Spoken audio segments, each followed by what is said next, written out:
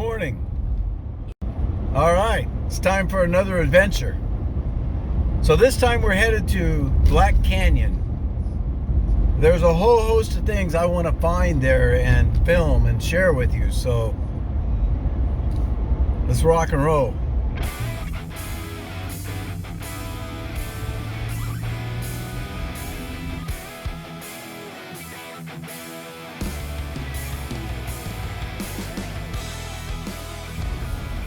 In Black Canyon are two types of petroglyphs.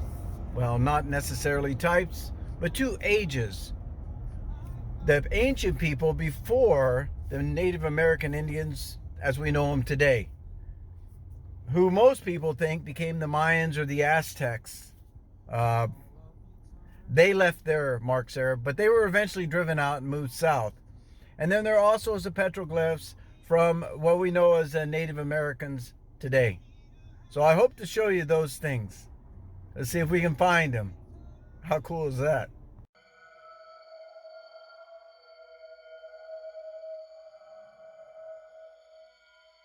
Okay, we are approaching the entrance to Black Canyon. As you can see, the Black Canyon mountains are in fact black because they are volcanic in origin. And that makes it perfect for rock art and rock carvings, petroglyphs. Found this map out here of the Black Mountain subregion, as it's called. Designated by the United States Congress in 1994, the Black Mountain Wilderness Area now has a total of 20,548 acres. Black Mountain stands at 3,941 feet, a mesa rising above an expanse of desolate, ancient lava flows.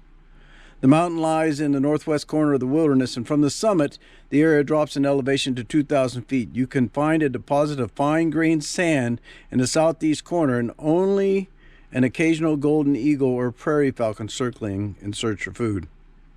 There are no trails, but a spring exists near Opal Mountain. All right, and this is the actual narrow entrance of the canyon.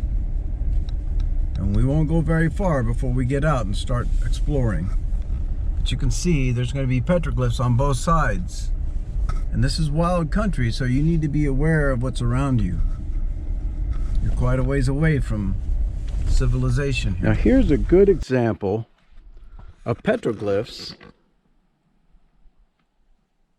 that were made not by the Native Americans as we know them, but by those who were before them and probably became who we know now as Mayans and Aztecs. Notice how they've been pecked in and the intricate design. How similar it is to what we find down in Mexico and South America. Look how dark the patina is inside here as compared to some of the other petroglyphs, which we will see as we continue to explore this canyon. How exciting is this to find areas like this where you are walking in the same areas as ancient men. How cool is it to find signs of them as they left messages? And although I really would like to know all the messages, most of the messages we'll never know what they were trying to convey with their rock art.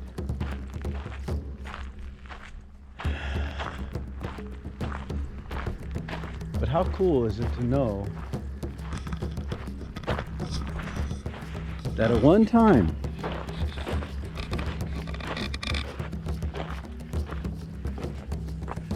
there was someone here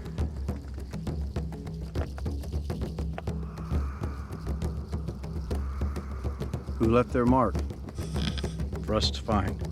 How cool is that? Take a look at these natural shelters here. How the rock is a little lighter. There's one overhang up there, one here, there. Look at this. It's a good place to get out of the sun during the desert heat. The coolness of the rocks. Obviously, the animals know that. Looks like there's some birds been hanging out in here as well. Maximus in Black Canyon.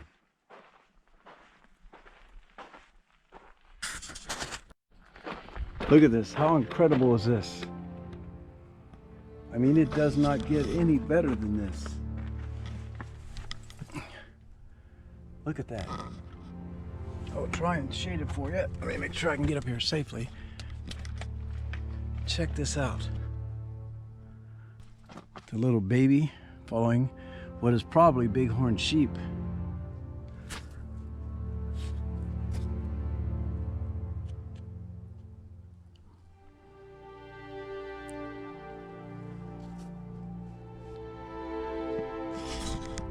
How cool is that? I mean, it doesn't get any better than this. Check this out.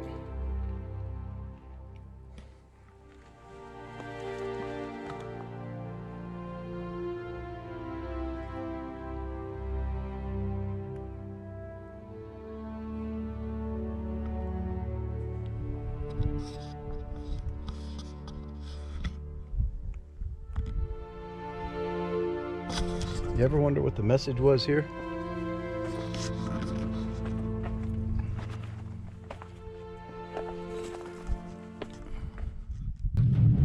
This just might have been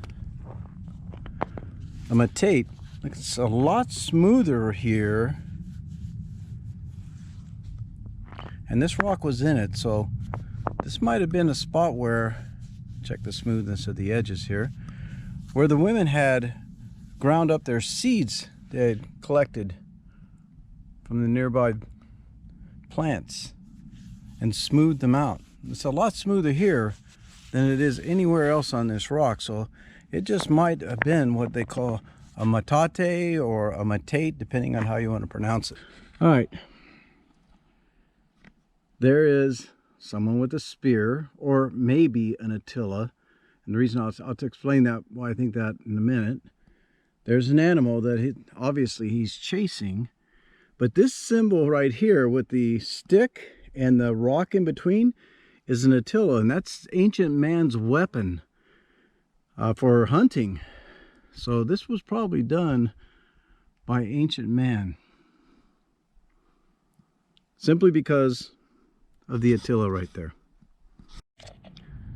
Now over here, obviously there was a spring that ran here and a pool at one time. It looks like some campfire pits or circles that people have used over the years.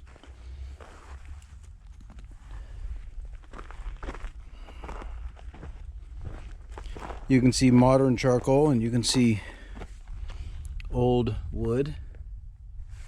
Even old rusty old pieces of metal. You can see where water has run down through here. Little stream bed, dry stream bed. Check out the tree snake petroglyphs. Oops. 1, 2, 3.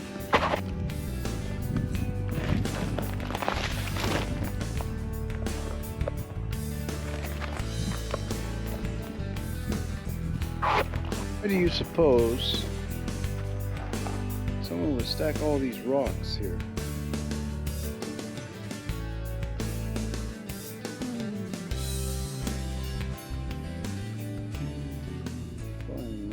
So inside those rocks, this was what I found. A tool used for pecking. So someone was protecting it.